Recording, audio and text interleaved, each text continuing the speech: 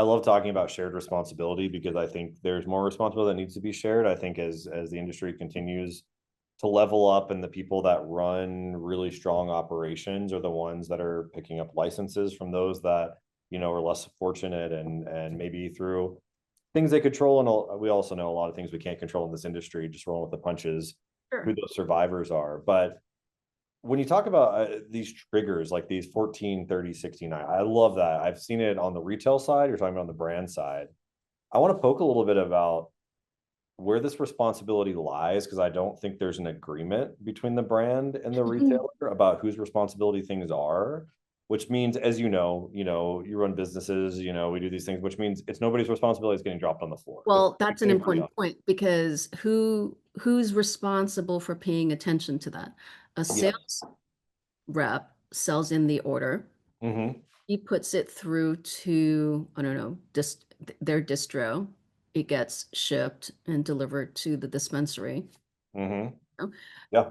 the end of the month or end of the quarter, they get their commission, and they're keeping their eye on, what's going on because it's 100% relationship business. But from the point that it's inventoried, are they paying attention to how it's selling through?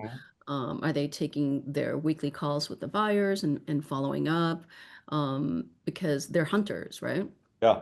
And do they even have the data? This gets into this like Well, data I would transparent. actually say the companies that I've worked for have Mm-hmm. the data, and it Okay. comes down to the training of Okay. putting it in terms of accountability that you Yeah. need to, pay attention to sell through. You need to pay Yep. attention to what's going on at your stores. And then there are, data platforms that allow you to see your inventory, Yeah. whether it's, headset bridge or it's pistol data, you can see the velocity, but um, still, you have to put the work in to find Yeah. information. And And you have to have an SOP. that's where not everybody's a data-driven person and will and have the time to actually go in and pull all of that information to take action. Now, if there was I don't know, uh someone within the sales ops that's in a strategy or data insights type level who's giving out those actions on a daily Mhm. basis and saying, hey, we just scrubbed where your account sets are. It looks like you're low here. It looks like our competitors are empty. So it's a good time to go out there and push our cases. Somebody in that role would be great Yeah. in terms of providing direction and insights to a sales team.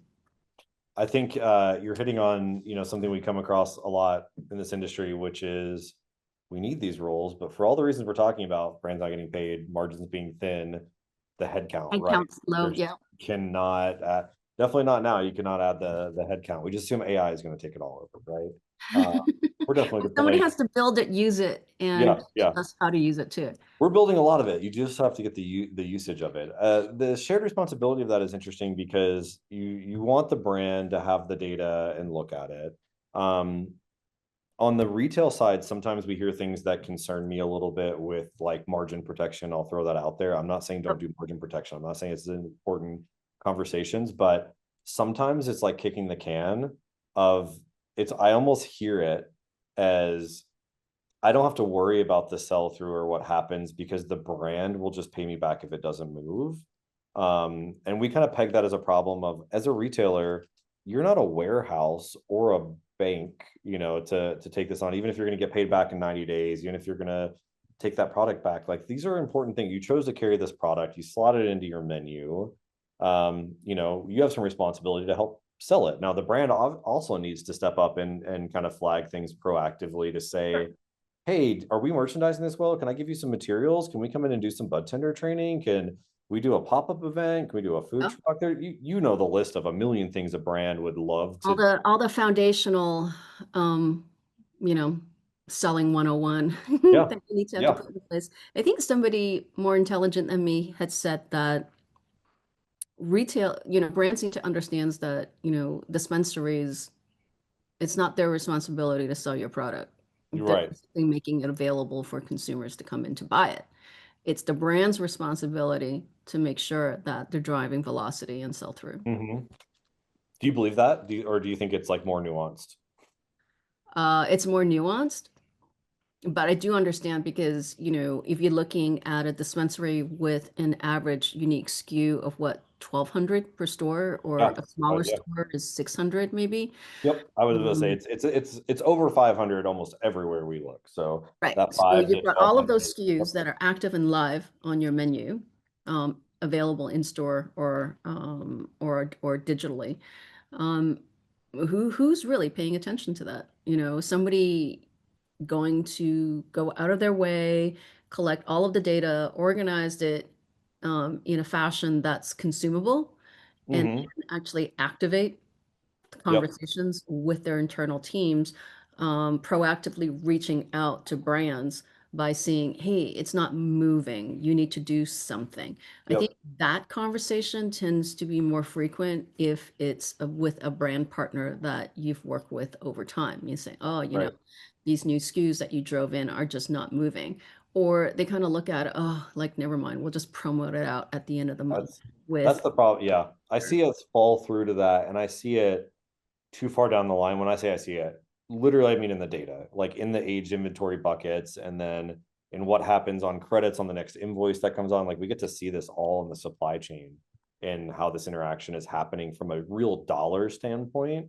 Sure. Which is like a black and white way to look at it, but it's the most important, right? Like I Right. think, So it goes back to your original question, why are brands not getting paid? yeah. So if on the retailer side, they're not managing their inventory in an insightful way that helps protect margin, Mhm. you're over promoting product and not necessarily developing the promotional cadence that allows you to develop cash flow, and you're always in a deficit because you Yep. still have your operating expenses, then it just becomes a red list of Yeah. who do we pay, and what do we need on shelf to drive traffic. So I think that's very critical. Now, some retailers have gotten more proactive and started looking at their inventory and at the products and say, oh, these are the brands that need to be discounted at least 50% of the time, so it Mm. needs to be discounted in order to move. So those are Yep. the brands and the products that we're no longer going to stock Yep. because we're just losing margin, we're wasting resources, we're only going to be keeping the brands on our menu that don't need the heavy discount on an ongoing basis. Yep, I'll echo that. It's something that we're working on in our tool. It's one of our top requested features right now. It's something coming soon. Is we're adding 3 or 4 fields to our platform that start at the SKU level, they roll up to the brand category, even the store level in our inventory health. To support menu planning, we support 2 things right now, 2 primary jobs. One is like the reordering job of the buyer, just that weekly, like I got to place this order, got to make sure I Yep. don't over order, under order, and then menu planning. And I would say menu planning is something we've been diving into and building out a lot. And those discount fields are extremely important. So things like what's the average discount the sells at? What Yep. percentage of sales include a discount for this product? Which gives you those 2 numbers is like, the average discount is 22%, but it's only on discount 10% of sales, like you're fine.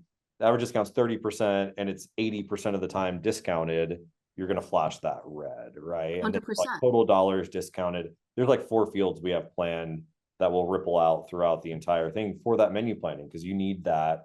We also have heard that it's kind of hard to get out of some of the point of sales to get like true. We see this on margin, we see this on profit.